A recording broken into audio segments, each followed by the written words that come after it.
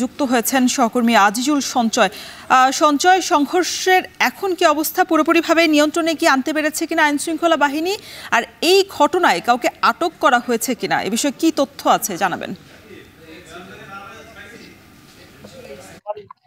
রোশন, আজকে সকাল ৬টা থেকে এই সদর উপজেলার সাদিকপুর ইউনিয়নের বিরানপুর গ্রামে আধিপত্য বিস্তার নিয়ে সংঘর্ষের সূত্রপাত হয়েছিল এবং সেটি কিন্তু প্রায় ৫ ঘন্টারও বেশি সময় চলার পরে বেলা 11:30টার দিকে সংঘর্ষ কিছুটা নিয়ন্ত্রণে আসে। তবে এখন পর্যন্ত আমরা কিন্তু সকাল থেকে এই সংঘর্ষ এলাকাতে আছি।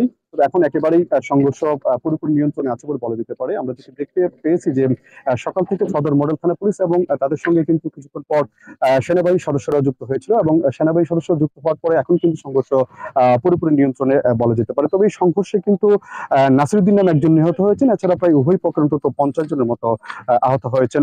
রোশন, একটু জানিয়ে রাখি, আমরা আসলে মূলত এই দীর্ঘদিন ধরে কিন্তু এই বিরানপুর গ্রামের সাবেক ইউপি চেয়ারম্যান হারুন মিয়ার সঙ্গে একই গ্রামের ব্যবসায়ী সাচ্চুমের কিন্তু বিরোধ চলছিল এবং সেই বিরোধের সূত্রপাত ধরে কিন্তু তাদের মধ্যে পূর্বে বেশ কয়েকটি সংঘর্ষের ঘটনা ঘটেছে। তবে রোশন, গতকাল মূলত এই বিরানপুর গ্রামে কিন্তু একজন বৃদ্ধ নারীর মৃত্যু হয়েছিল এবং সেই তার মৃত্যুকে কেন্দ্র করে কিন্তু আসলে আজকের সংঘর্ষটি হয়েছে। আমরা কথা বলে যে তথ্যটি পেয়েছি পুলিশের সঙ্গে এবং স্থানীয় বাসিন্দাদের সঙ্গে যে সেই বৃদ্ধ নারী কিন্তু 6 জন সন্তান ছিলেন, তাদের মধ্যে 4 জন হচ্ছে যে সাবেক ইউপি চেয়ারম্যান হারুন মিয়ার সমর্থক এবং 2 জন হচ্ছেন সাচ্চুমের সমর্থক।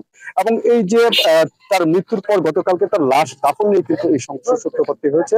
তার লাশটা আসলে যেই 6 সন্তানের মধ্যে 4 সন্তান যারা আসলে হারুন মিয়ার সমর্থক, তারা কিন্তু গতকালকে নিজেরাই ওই বাকি 4 জনকে বাদ দিয়ে আসলে এখানে কবরস্থানে তার লাশটি দাফন করে এবং এর ফলে আসলে বাকি যে এই বৃদ্ধ নারী যে বাকি যে 4 সদস্য আছেন তারা কিন্তু ক্ষুব্ধ হয়ে আসলে আজকে এই ভাইয়ের মধ্যে সংঘর্ষ তৈরি এবং সেটি আসলে এক পর্যায়ে কিন্তু এই যে দুই পক্ষ অর্থাৎ হারুন মিয়ার গোষ্ঠী এবং যে সাচ্চুমিয়া তাদের মধ্যে কিন্তু তাদের সমর্থকদের মধ্যে কিন্তু সেই সংঘর্ষটি ছড়িয়ে পড়ে এবং এই সংঘর্ষ চলাকালে উভয় পক্ষে বেশ কয়েকটি ঘর বাড়িতে অগ্নিসংযোগ করা হয়েছে। আসলে আমরা কিন্তু সংঘর্ষ চলাকালে কিন্তু ককটেল বিস্ফোরণের কিন্তু খবর পেয়েছি। আমরা দেখেছি যে বিভিন্ন ঘর বাড়িতে কিন্তু লুটপাট চালানো হয়েছে, সংঘর্ষে চলাকালে অগ্নিসংযোগ করা হয়েছে এবং এতে করে কিন্তু বেশ কয়েকটি পরিবার একেবারে সর্বশান্ত বা নিঃস্ব হয়ে গিয়েছে কিন্তু বলা যেতে পারে। তবে সদর মডেল থানার ভারপ্রাপ্ত কর্মকর্তা আজহারুল ইসলাম বলেছেন তারা এখন পর্যন্ত এই ঘটনায় কাউকে আটক করতে পারেনি। তবে তারা সেনাবাহিনীকে নিয়ে তারা কিন্তু একটি আটকের অভিযান তারা শুরু করছেন। তারা চেষ্টা করছেন আসলে এই সংঘর্ষে যারা ইন্ধনদাতা আছেন, যে দুই পক্ষের যে নেতা, তাদেরকে আসলে আইনের আওতায় আনার জন্য কিছু চেষ্টা চালাচ্ছেন।